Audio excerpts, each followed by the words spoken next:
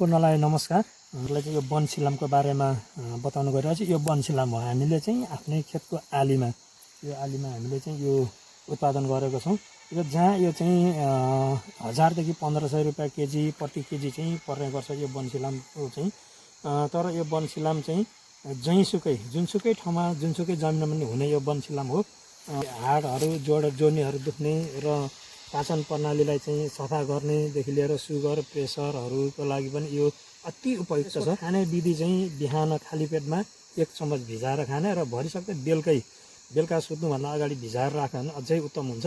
त्यो पनि बिहान पखमा पनि भिजाउँदाखेरि 1 घन्टा अगाडि भिजाएर खाँदा हुन्छ। यहाँ यो हेर्नुहोस्, यहाँ है यस्तो यो प्योर वनसिलाम हो।